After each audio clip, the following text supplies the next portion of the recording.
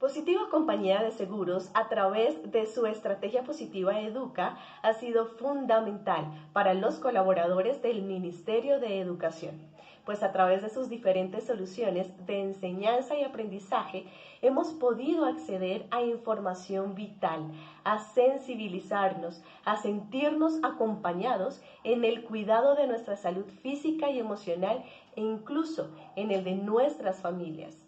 Gracias, Positiva, por estar cerca de nosotros.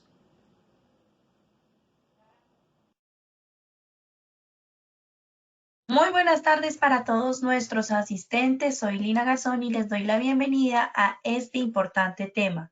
Sector de manufactura, ruido, identificación, medición y costos asociados a la gestión del riesgo. Le damos la bienvenida a nuestro experto, el ingeniero Joseph Sanabria, ingeniero químico especialista en gerencia en seguridad y salud en el trabajo. Ingeniero Joseph, muy buenas tardes, bienvenido.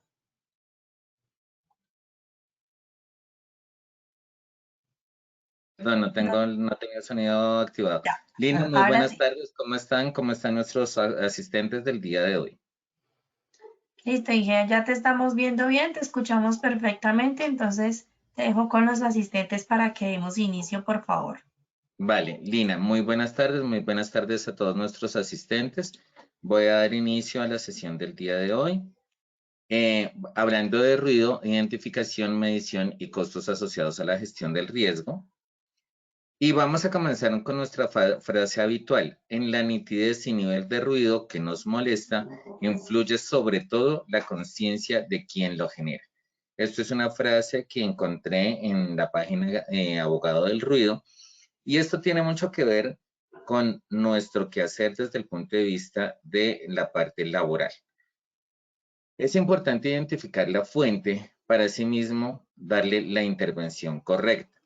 Por eso es tan importante hablar de conciencia, sobre todo en este fenómeno que es el riesgo físico ruido, que su control se hace bastante complejo desde el punto de vista del sector manufactura por las fuentes que se generan.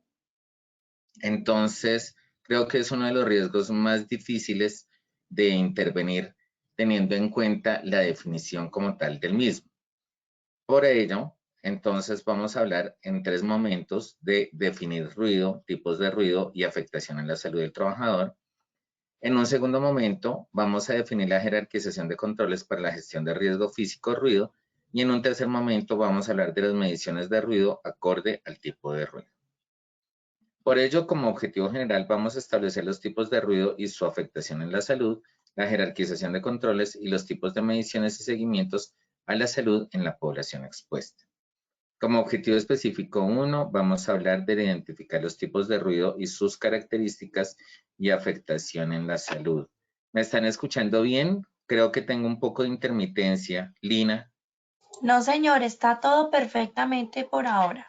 Me disculpan, voy a apagar un momento la cámara, que es que tengo intermitencia en mi computador. Ok.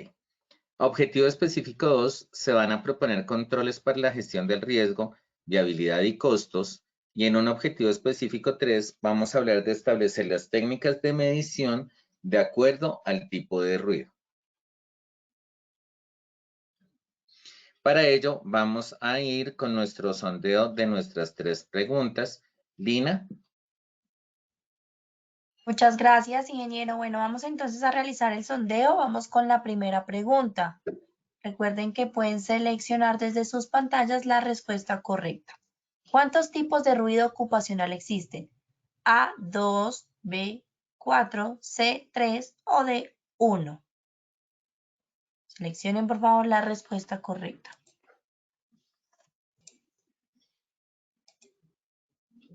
Bueno, vamos a ver los resultados. El 22% nos dijo 2, 34% 4, 37% 3 y el 8% nos dijo que 1. Bien, vamos con la segunda pregunta. La medición de ruido que se requiere para la calificación de la enfermedad laboral es A, audiometría, B, sonometría, C, dosimetría o D, todas las anteriores. Seleccionen por favor la respuesta correcta desde sus pantallas.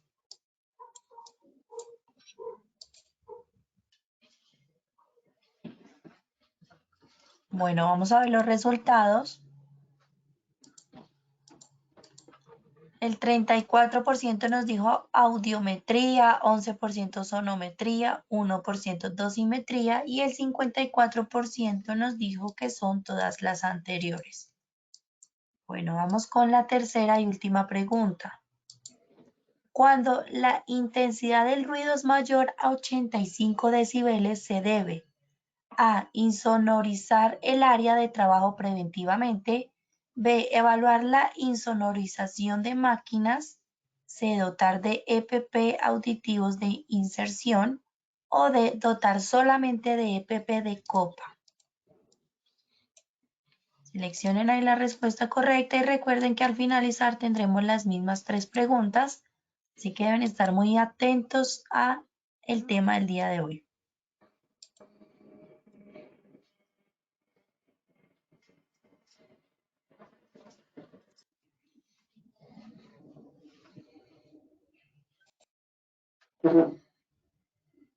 Vamos a ver los resultados.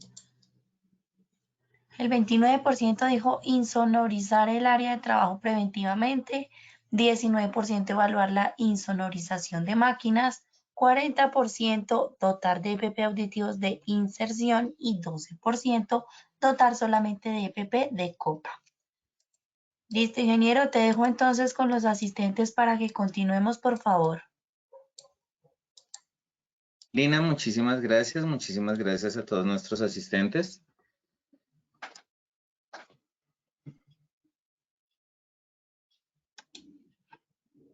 Ok. Entonces, vamos a comenzar hablando de la importancia de la prevención de enfermedades por ruido. Más del 5% de la población mundial padece de pérdida de audición incapacitante. La exposición al ruido en ambientes de trabajo hace parte del 8% de las causas prevenibles de la pérdida de audición y las alteraciones cardiovasculares, hormonales, respiratorias, gastrointestinales, del sueño, aprendizaje, psicológicas, sociales y emocionales.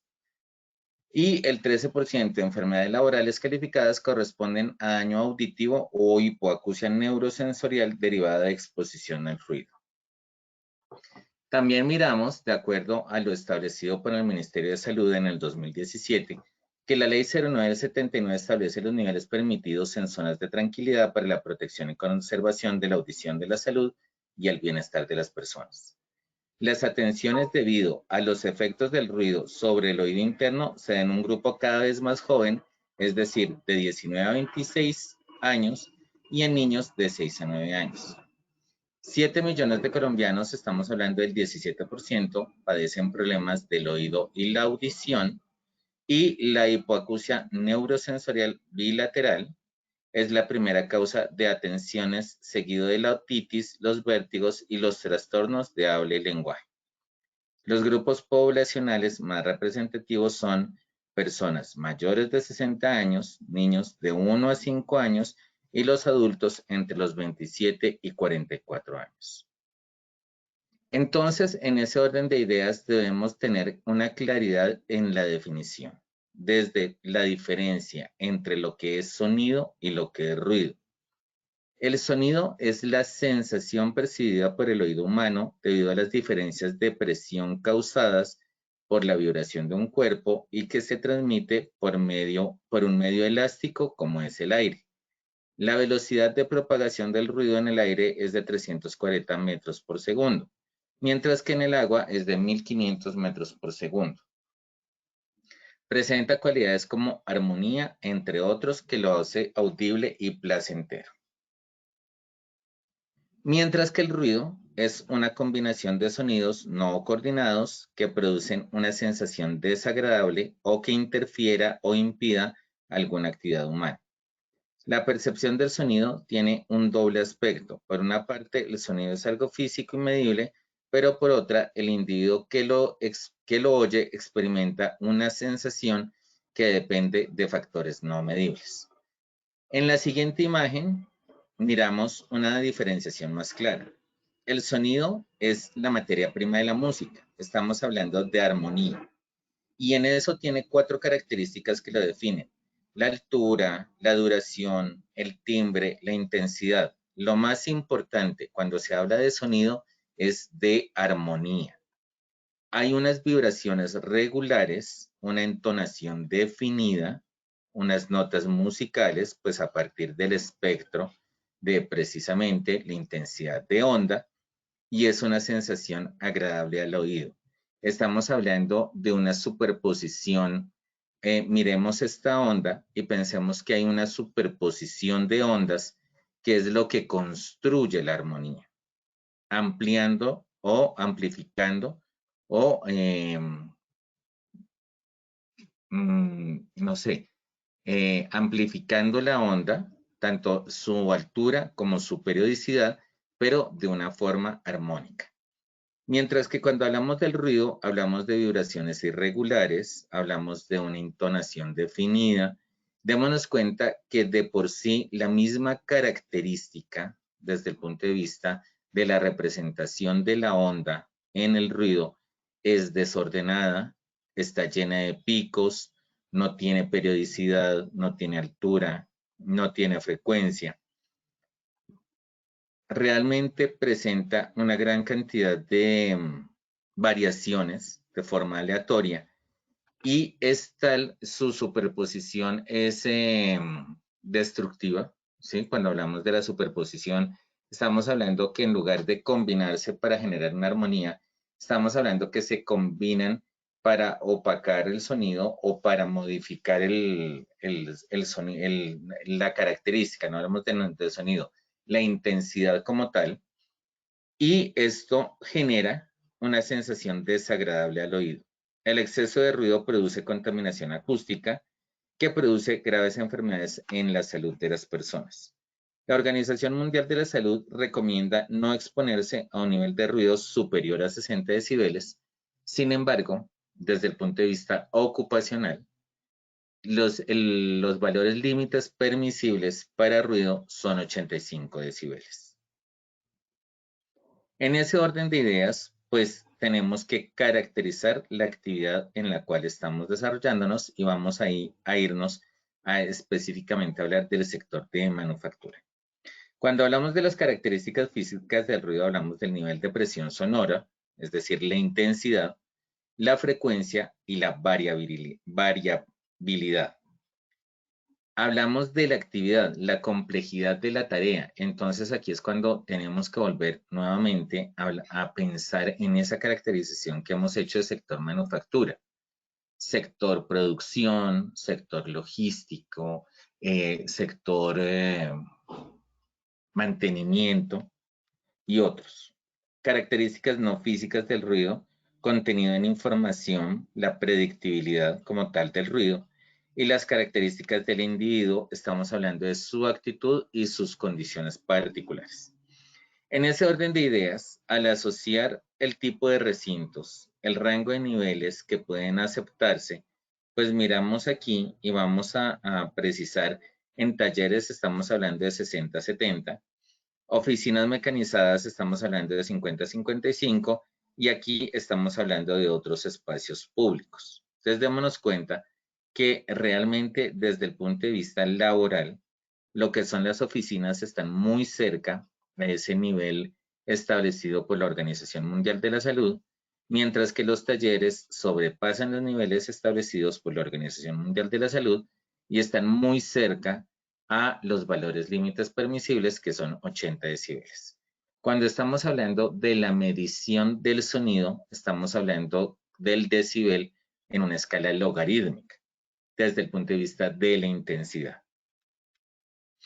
En ese orden de ideas, si queremos asociar, por así decirlo, la actividad del sector manufactura con estas tablas, pensemos en los talleres de mantenimiento, pensemos también en unas zonas donde, de zonas de máquinas o áreas de máquinas cuyo intensidad, cuyo ruido va a depender del tipo de máquina que estén manejando, de la cantidad de máquinas y de las características de la zona. También estamos hablando de los trabajadores del sector logística, porque es que los trabajadores del sector logística que trabajan en la calle, estamos hablando que se encuentran en avenidas y demás, donde pues su ruido va a ser totalmente variable. Y ahí es donde nos vamos a caracterizar los tipos de ruido. Tenemos 4 tipos de ruido, que es una de nuestras preguntas iniciales en cuanto a las preguntas del sondeo. ¿Cuántos tipos de ruido tenemos? Desde el punto de vista ocupacional, tenemos 4 tipos de ruido. Desde el punto de vista ambiental, de acuerdo con lo establecido en el ministerio, pues, en los diferentes autores y en las diferentes normas, estamos hablando de 2 tipos de ruido, que es el continuo y el de impacto, pero ¿por qué es importante para nosotros tener claridad en esta definición de estos 4 tipos de ruido?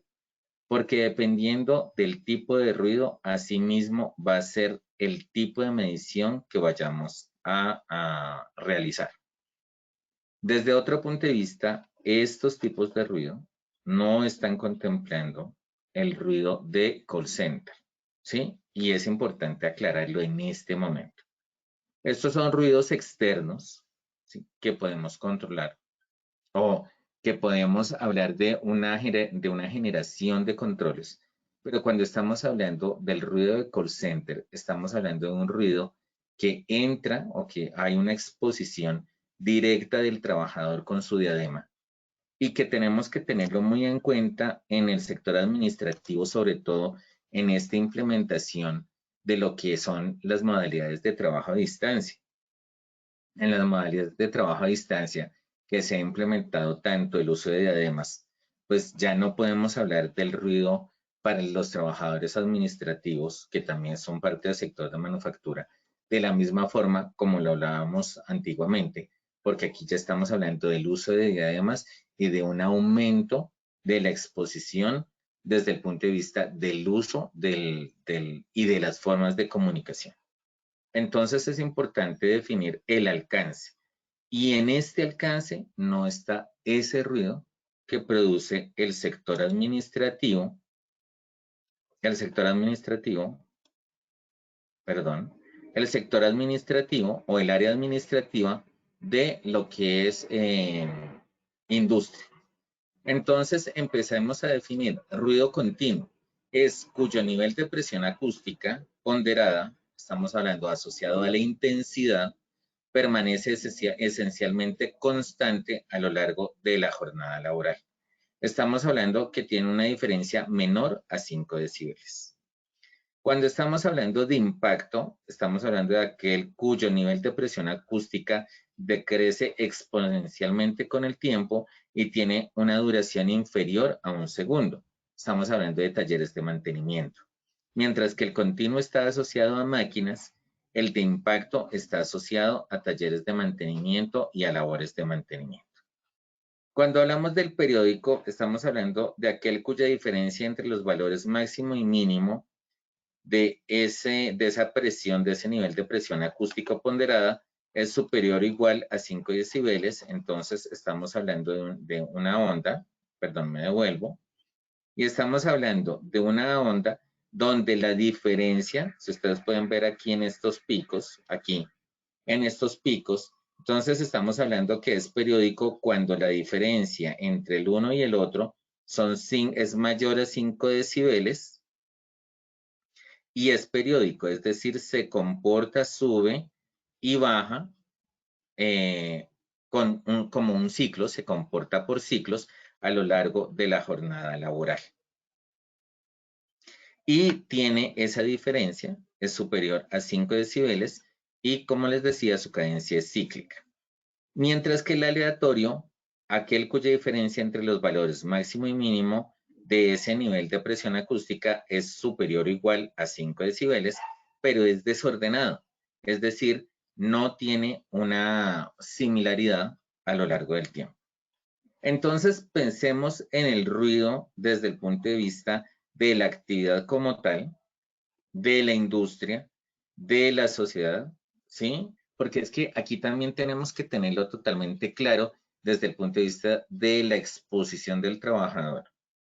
Y cuando ya hablamos de un trabajador que tiene una posible calificación de enfermedad laboral, tenemos que mirar los aspectos intralaborales y los aspectos extralaborales desde el punto de vista de la caracterización de la exposición. Entonces, y también desde el punto de vista del puesto de trabajo que esté ejecutando el trabajador. Cuando estamos hablando del ruido de la industria, hablamos de un ruido que genera la industria al interior, dependiendo de sus propias características y también del lugar donde se encuentra. Mientras que cuando hablamos del sector de logística, que también, no el sector del área de logística, que es un área de la empresa o es parte de uno de los procesos de la empresa, tenemos que caracterizar este ruido que es del tráfico en canales y carriles, pero también una exposición a ruido ambiental por aviones y otros aspectos propios del lugar de trabajo donde esté ese trabajador.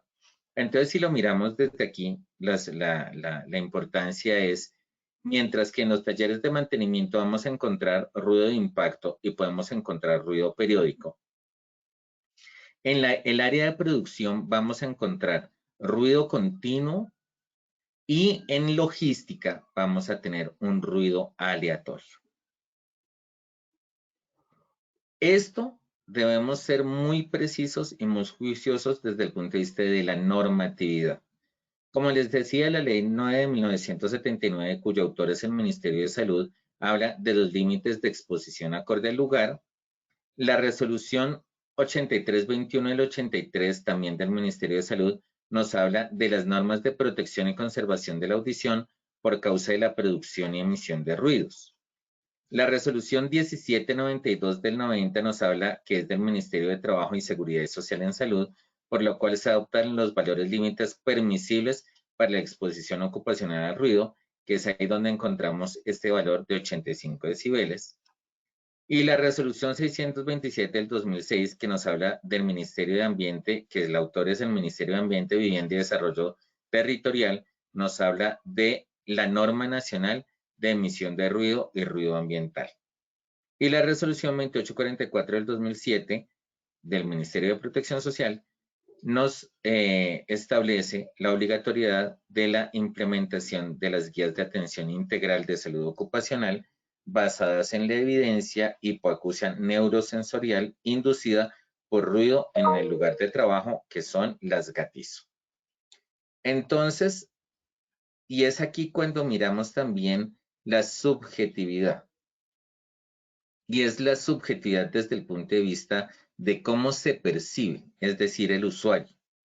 Y estas normas son importantes porque aquí estamos hablando de la integración desde el punto de vista del ruido ocupacional y su importancia para el trabajador y la gestión del riesgo asociado. Pero también estamos hablando de la generación de ruido y dependiendo el entorno en el cual se encuentra la empresa y su impacto desde el punto de vista de la salud de la comunidad en general. Entonces, si nuestro lugar de trabajo o nuestra empresa se encuentra en una zona industrial o en un parque industrial, pues vamos a tener en cuenta solamente pues, las normas asociadas al ruido ocupacional y a la protección y conservación de la audición y a los límites de exposición acorde al lugar. Mientras que si nuestra empresa se encuentra en un lugar donde hay lo que diría en el plan de ordenamiento territorial, hay un uso mixto, es decir, empresas y vivienda, pues también debemos tener en cuenta esta resolución 627 porque vamos o podemos estar generando un ruido que se va a traducir en una molestia para la persona, que es lo que sucede básicamente con todo lo que son las industrias de entretenimiento, estamos hablando de bares, tabernas y demás, que deben cumplir con esos criterios de exposición de ruido ambiental y deben cumplir con los criterios establecidos. Y entonces miramos cuáles son los efectos en salud. Los efectos en salud están asociados a dolor de cabeza, irritación, mareos, náusea, cansancio físico, palidez y tensión. Estos son efectos en la salud, o no son más que efectos, estamos hablando de molestias. Pero esa molestia, pues también va a generar otros aspectos también a tener en cuenta, como lo es el desencadenamiento de accidente de trabajo. Entonces, cuando hablamos del fenómeno físico de ruido, usualmente lo asociamos a enfermedad laboral. Pero si nos devolvemos a la clasificación, podemos tener un accidente de trabajo por ruido de impacto. Entonces, y eso también lo debemos tener en cuenta desde el punto de vista de la exposición ocupacional del trabajador. Quiero recordarles un evento y también hacer esa articulación de riesgos. Más o menos hace algunos años se presentó una explosión, bueno, digamos particularmente, una explosión en un lugar de trabajo por el causa de almacenamiento de materiales. Y esta explosión causó una onda como tal que generó un ruido de impacto de tal intensidad que generó una sordera o un efecto de hipoacusia a algunas personas, unos efectos que en algunas personas fueron temporales, pues el impacto, pero en otras también generó unos efectos a mediano y largo plazo. Entonces miremos que el ruido no es puramente un factor de riesgo higiénico, sino que también podemos encontrar en este ruido de impacto un factor de riesgo desde la seguridad industrial. Y cuando hablamos del riesgo desde la seguridad industrial, lo debemos asociar, como les decía, al riesgo público, que es cuando les digo que debemos asociar a este tema de explosiones o de impactos muy propios que se dan para los trabajadores del sector logística. Y cuando hablamos de riesgo psicosocial, el riesgo psicosocial puede estar asociado a esa irritación, ese comportamiento irritable y errático, ¿sí? Puede estar asociado a un riesgo físico ruido. Entonces miremos que es uno de los riesgos que lo vemos y no es solamente la clasificación que le damos desde el punto de vista de la intervención, sino también cómo se articula a otros riesgos. Y es ahí, a partir de esto, donde debemos establecer tipos de control de forma precisa y específica. En la GTC 45 nos hablan inicialmente de los controles desde el punto de vista de la fuente, del medio y del trabajador. En la fuente, pues caracterizamos la fuente. Las fuentes son controlables o no controlables. Cuando hablamos de fuentes controlables, estamos hablando de fuentes que podemos modificar para disminuir esa presión sonora producida por la intensidad como tal. Estamos hablando de máquinas, estamos hablando de equipos, estamos hablando de áreas de trabajo, pero entonces tenemos que mirarlo de forma específica. Cuando hablamos del medio, ¿sí? Estamos hablando precisamente de aislar ese área de trabajo, pero ese aislamiento del área de trabajo o ese aislamiento de la empresa o esa insonorización de la empresa o de la actividad económica va a ser un beneficio para las personas externas, no para las personas internas. Entonces, esa intervención en el medio, que hablamos de insonorización, pues está beneficiando a los trabajadores o a las personas de afuera, cuando estamos hablando de ruido ambiental, pero no está beneficiando al trabajador como tal, que es el que sigue expuesto de forma interna a este factor de riesgo. Por ello, tenemos que hablar específicamente de la amortiguación, es decir, de la disminución de esa presión sonora por medio de un control o de una disminución a su vez en la intensidad. Y para ello hablamos de insonorización de máquinas. Y cuando hablamos de insonorización de máquinas, estamos hablando de una intervención o una eliminación por medio de un control de ingeniería, ¿sí? Entonces, o también podemos hablar, por ejemplo, de un cambio de tecnología. pero hablar de un cambio de tecnología tiene un costo alto y una viabilidad baja, teniendo en cuenta también que, como les he dicho en diferentes seminarios, el mayor porcentaje de la industria en Colombia está asociada a las pequeñas y medianas empresas. Entonces, además que hasta qué punto se puede hacer esa insonorización de máquinas. Y nuevamente, ¿quién es el experto para poder decir o para poder definir si la máquina es o los equipos son insonorizables o no? Pues los ingenieros mecánicos. En producción es muy complejo hablar de insonorización de máquinas y en mantenimiento también es muy complejo. Cuando hablamos de sustitución, no. La sustitución no le aplica al factor de riesgo físico de ruido, porque es que no podemos hablar, cuando hablamos de sustitución, estamos hablando de cambiar un riesgo por otro. En ruido no es posible. No encontramos en este momento, o no podemos hablar que es que vamos a cambiar ruido por sonido, no, ¿sí? O lo eliminamos o no lo eliminamos. O lo tenemos fuera de valor límite permisible o no lo tenemos. En este factor de riesgo no aplica una sustitución. Diferente, por ejemplo, a riesgo físico iluminación. Cuando hablamos de riesgo físico iluminación, hablamos de sustitución porque cambiamos una luz blanca por una luz amarilla o porque manejamos un tema de percepción visual. Pero es que este riesgo, aunque sí tiene mucho que ver con la subjetividad y con la característica de la persona, pues no podemos hablar que la persona es susceptible a un nivel de intensidad sonora mayor a 85 o no. No, el factor de riesgo como tal se expresa y habla por sí solo. Y no, definitivamente la sustitución no corresponde. Hablamos de controles de ingeniería. Dentro de los controles de ingeniería también hablamos de la insonorización del área. Pero como les decía, la insonorización del área lo que hace es, que es una intervención en el medio, lo que hace es aislar a las personas de afuera. Entonces, esta exposición indirecta, estamos hablando de las personas del área administrativa.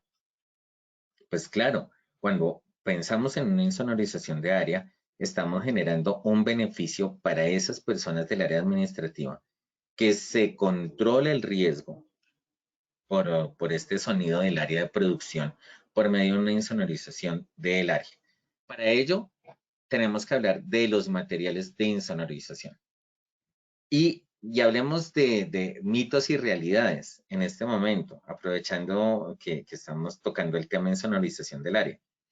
Entonces, en insonorización del área hablan de las cubetas de huevos, del cartón, del icopor. Pues primero, las cubetas de huevos no, realmente no insonorizan. Esto es uno de los mitos más grandes en los temas de sonido. La relación costo-beneficio no da. ¿Por qué no da? Porque cuando hablamos de insonorización, tenemos que escoger un material altamente poroso, pero a su vez altamente inerte. Porque el cartón, ahí podemos hablar de una sustitución. Estamos generando una disminución muy baja desde el punto de vista de la intensidad del sonido y de la presión sonora, pero el aumento del riesgo biológico por todas las plagas que están en el cartón. Entonces, el cartón es el peor material para pensar en insonorización, precisamente por sus características como tal de base. Utilizamos otros materiales mucho más amigables como el drywall u otros que son porosos, y porque aquí tenemos que hablar de porosidad. Y la porosidad es importante, ¿por qué? Porque el sonido es una onda, el ruido es una onda. Entonces, esas ondas entran en los poros del material y al ir rebotando contra las paredes de ese material van perdiendo energía, y al perder energía va perdiendo la intensidad sonora. Es por eso que cuando hablamos también de insonorización de área tenemos que mirar el costo, porque el material nos genera o nos habla de una implicación en tema de costos y nos está hablando de esa viabilidad. ¿Es viable? Claro que sí. Es viable desde el punto de vista de instalación, desde el punto de vista arquitectónico, desde el punto de vista estético, pero el costo es alto. Pero ahí es cuando tenemos que entrar a jugar con la relación costo-beneficio desde el punto de vista de costo y viabilidad. ¿Qué me dice la norma? Sobre todo para estas empresas que se encuentran en estos lugares de uso mixto. ¿Qué me dice la norma desde el punto de vista de la intensidad de ruido ambiental? ¿Cuánto está generando la empresa? ¿Y cuál es la multa a la que me estoy exponiendo? Precisamente, y hasta pensar en el cierre de la empresa. ¿Por qué? Por una incomodidad de la comunidad vecina. Es algo que también tenemos que tener en cuenta. Desde el punto de vista de los controles administrativos muy pocos, muy pocos. Estamos hablando de señalización, identificar el peligro, decirle a la gente, aquí tenemos un área donde hay una alta exposición al ruido, pero que sea eficiente para controlar como tal la intensidad de la presión sonora, realmente es muy bajo. Es aquí, en este orden de ideas, donde un control administrativo importante debe ser el uso del lenguaje de señas.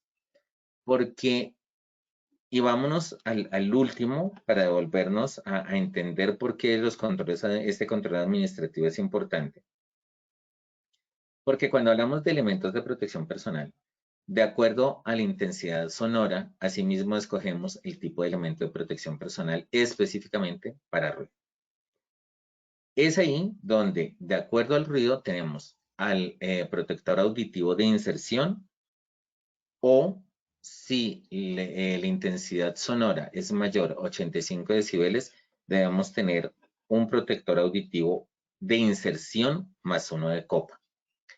El protector auditivo de copa no reemplaza al protector auditivo de inserción, porque el protector auditivo de inserción tiene una amortiguación del ruido diferente a la amortiguación que tiene el protector de copa. Entonces, es por eso que debemos tener los dos elementos de protección personal, el protector auditivo de inserción y el protector auditivo de copa, para poder controlar la intensidad cuando es mayor a 85 decibeles.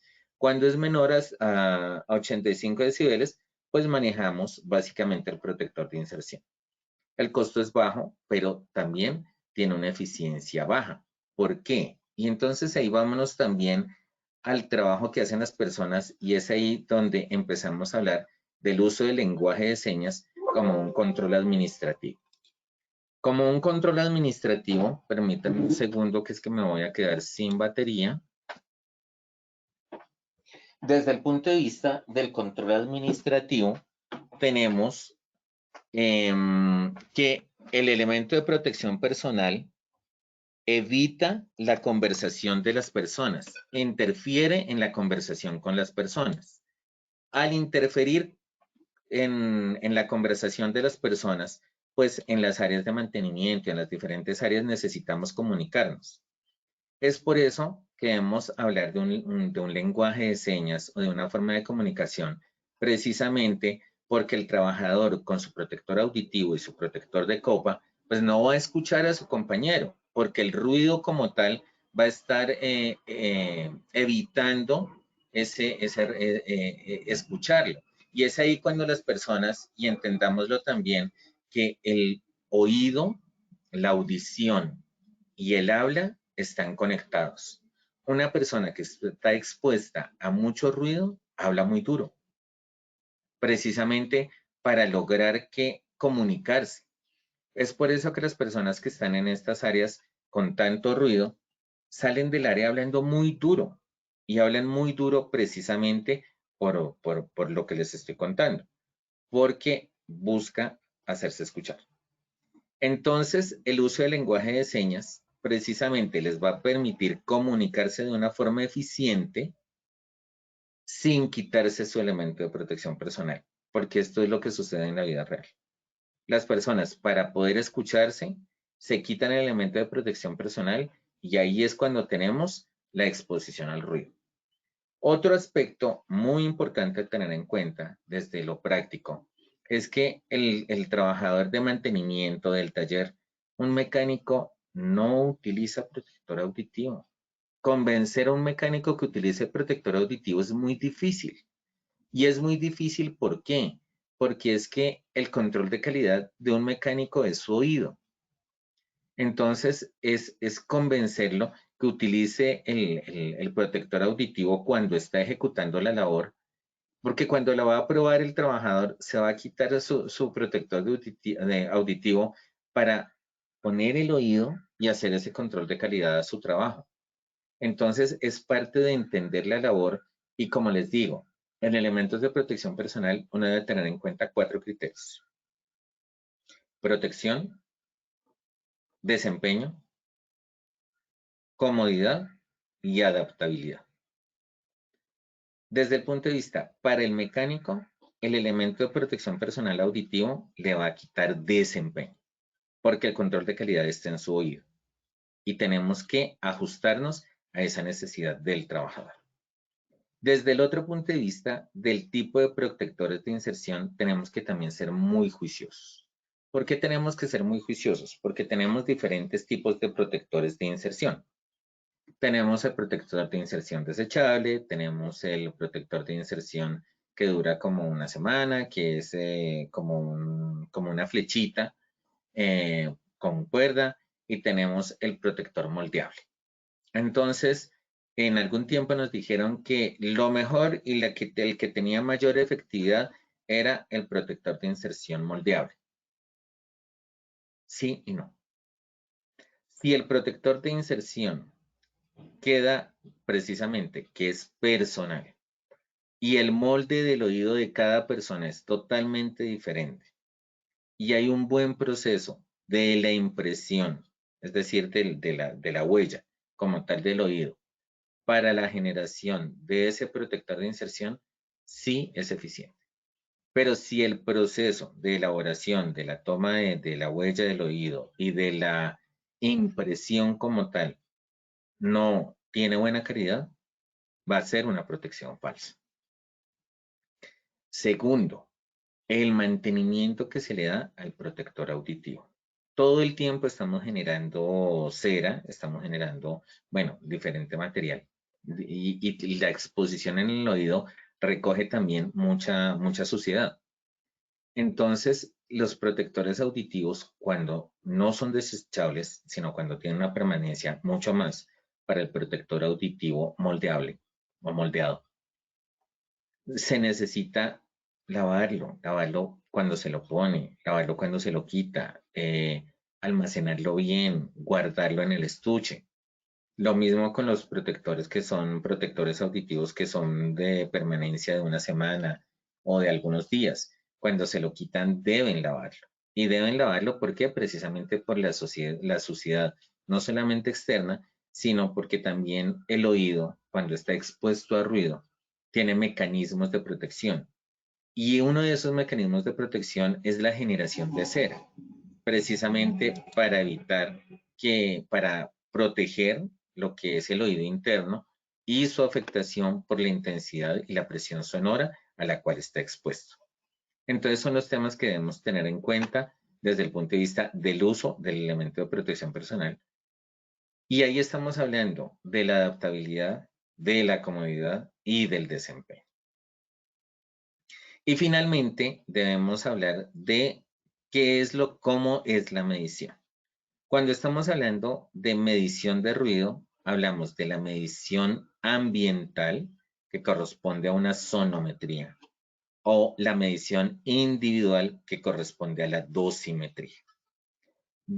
Esta dosimetría se establece dependiendo el tipo de ruido. Si el tipo de ruido es continuo, pues la medición va a ser durante una fracción de la jornada laboral, precisamente porque la variación en la presión sonora, como su definición la da, es menor a 5 decibeles. Pero cuando estamos hablando que el trabajador esté expuesto a ruido de impacto, toca caracterizar los tiempos de trabajo y hacer mediciones precisamente por lapsos de tiempo en la jornada laboral, no una medición continua, sino mediciones precisamente mirando esos picos donde se da el impacto y la mayor presión sonora a la que está expuesta el trabajador. Cuando estamos hablando de periódico, de esa periodicidad, nos toca pues tener una medición diferente, porque lo que vamos a hacer es la medición del periodo. ¿Para qué? Para sacar unos ponderados. Entonces, tenemos que caracterizar la duración del ciclo, la intensidad mayor y la intensidad menor, para poder establecer unos valores promedio y poderlos comparar desde el punto de vista y hacerle un tratamiento estadístico para compararlos con la afectación por su exposición en relación con el valor límite permisible. Y el aleatorio, pues, es mucho más difícil precisamente por esa variabilidad a la cual está expuesto el trabajador. Entonces, la medición va a ser no solamente a lo largo de la jornada laboral, sino también puede ser en varias mediciones, es decir, varios días, teniendo en cuenta esa aleatoriedad a la cual puede estar expuesto. Estamos hablando logística. Y es importante, la sonometría, como les decía, es ambiental, mientras que la dosimetría es personal. Para la dosimetría, pues tenemos un aparatico, el aparatico lo ponemos al lado del oído, precisamente para que el sensor pues tenga la percepción, para simular la percepción del oído en el sensor y poder establecer precisamente esa exposición ocupacional. Cuando hablamos de una audiometría, la audiometría no es una medición de ruido. La audiometría es el examen paraclínico dentro del esquema de exámenes médicos ocupacionales que se le debe hacer al trabajador precisamente para hacerle ese seguimiento desde el punto de vista de la condición de salud, que puede ser estable o que se puede ir deprimiendo a lo largo del tiempo durante la ejecución de la tarea. Dentro de los casos que yo les puedo referir que tienen una mayor afectación se encuentran sector litografía, tipografía, litografía, personas de sector mantenimiento, mecánica automotriz, porque estamos hablando de ruido continuo mezclado con ruido de impacto, porque es que eso también lo podemos tener en cuenta, que el trabajador está expuesto en algunos momentos a ruido continuo y en otros momentos a ruido de impacto. Entonces miremos a las personas de mantenimiento que tienen ese tipo de situaciones. Cuando entran a producción a hacer mantenimientos correctivos, pues va a estar expuesto a ruido continuo, pero cuando están haciendo el mantenimiento de la pieza o están en el taller de mantenimiento, pueden estar expuestos a ruido de impacto. ¿Y la medición va a variar? Claro que sí, porque la técnica de medición es diferente para ruido continuo que para ruido de impacto. Y esto lo asociamos precisamente con el seguimiento a la condición de salud, de acuerdo a lo que establece el agatizo, y las mediciones, las audiometrías, que son los exámenes paraclínicos que le hacemos al trabajador, ya sea de forma anual o de forma semestral, de acuerdo a la intensidad de ruido a la cual está expuesto. Con esto, pues damos fin al seminario del día de hoy y le damos paso a Lina nuevamente para hacer el sondeo. Muchísimas gracias a todos nuestros participantes del día de hoy por habernos acompañado en el desarrollo de este taller. Lina. Gracias, ingeniero. Claro que sí, vamos a ir cerrando nuestra acción educativa. Vamos entonces con el sondeo. La primera pregunta. ¿Cuántos tipos de ruido ocupacional existen? A2, B4, C3 o D1. Seleccionen por favor la respuesta correcta desde sus pantallas.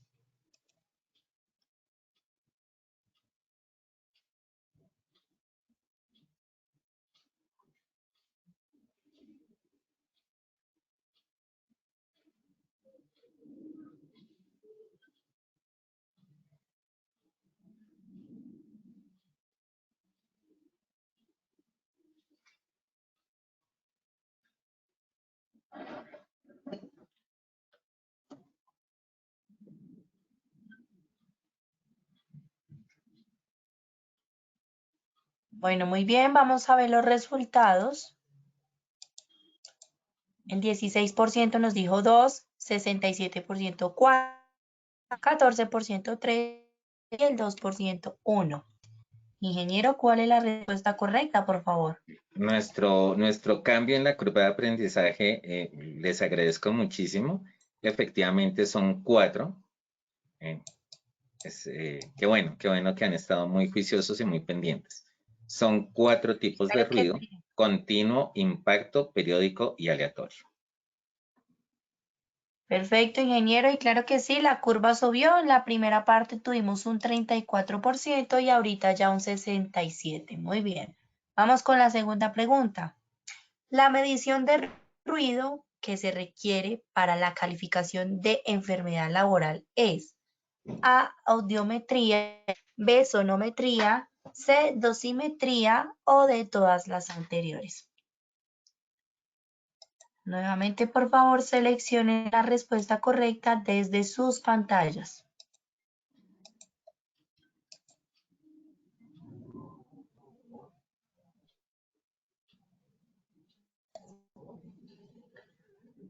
Lean muy bien la pregunta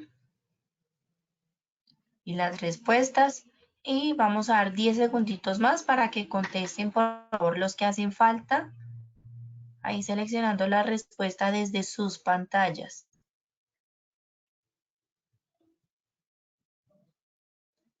Bueno, vamos a ver los resultados. El 25% dijo audiometría, 9% sonometría, 16% dosimetría y el 51% nos dijo que son todas las anteriores, ingeniero. Bueno, respondémosle al 51%. No son todas las anteriores. ¿Nos recuerdas la pregunta, Lina? Claro que sí. La medición de ruido que se requiere para la calificación de enfermedad laboral es. Efectivamente. Entonces, estamos hablando de la medición de ruido. Cuando hablamos de medición de ruido, no podemos hablar de audiometría. La audiometría es un examen paraclínico que determina la capacidad auditiva, o es un tamizaje auditivo que se hace a la población trabajadora. Entonces, cuando hablamos de medición de ruido, es o dosimetría o sonometría. Cuando hablamos de sonometría, estamos hablando de ruido ambiental, generado por diferentes factores. Cuando hablamos de dosimetría, estamos hablando de esa exposición específica del trabajador en su puesto de trabajo, que es lo que es el factor causal que puede estar generando la enfermedad laboral. En ese orden de ideas, la respuesta es dosimetría. Perfecto, ingeniero. Muchas gracias por la aclaración.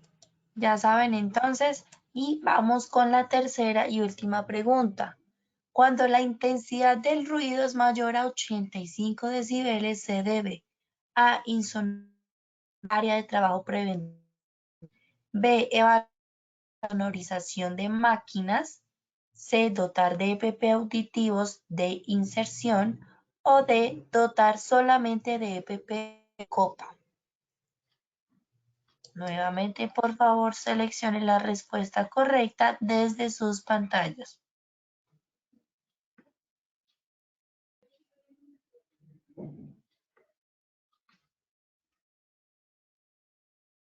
Bueno, vamos a ver los resultados. Bueno, esta estuvo muy pareja, Inge. El 34% nos dejó insonorizar el área de trabajo preventivamente. El 20% evaluar la insonorización de máquinas. Otra vez el 34% dotar de EPP auditivos de inserción y el 12% dotar solamente de EPP de copa, ingeniero. Muy bien, o sea, la respuesta está las respuestas son muy dadas o muy asociadas al desarrollo de este taller. Entonces, respondámosle a los de insonorización de máquinas. Sí, efectivamente, debemos generar un control de ingeniería asociado a la fuente desde el punto de vista de amortiguación. el costo es alto, la viabilidad es baja, entonces tenemos que evaluar una segunda opción. Pero cuando hablamos de la insonorización de área, estamos hablando de los trabajadores que están expuestos de forma indirecta. En ese orden de ideas, cualquiera de estas dos aplica. La insonorización en máquinas para trabajadores con exposición directa o para insonorización de área para trabajadores expuestos de forma indirecta. Cuando hablamos del protector auditivo de inserción, claro, le estamos dando una protección personal al trabajador, pero para 85 decibeles no alcanza. Como no alcanza para 85 decibeles, entonces realmente debemos tener un copa más inserción, que fue la respuesta más baja, porque no le podemos dotar a un trabajador solamente de protector auditivo de copa. Entonces, debemos aplicar elementos de protección personal, debemos evaluar la insonorización de área para la exposición indirecta y debemos evaluar la insonorización de máquinas para los trabajadores con exposición directa. Perfecto, ingeniero. Muchas gracias por la aclaración nuevamente y gracias, por supuesto, por habernos acompañado el día de hoy con este tema tan importante como siempre y como en cada sesión. Y nos vemos contigo entonces nuevamente la próxima semana. Lina, muchísimas gracias y muchísimas gracias a todos nuestros participantes en la sesión del día de hoy. Por supuesto, a todos muchas gracias por su participación. Recuerden visitar Posipedia, www.posipedia.com.co, para que conozcan el cronograma de esta semana, se inscriban y sigan participando de toda nuestra programación. Nos dejamos en el siguiente video. Que tengan un feliz día.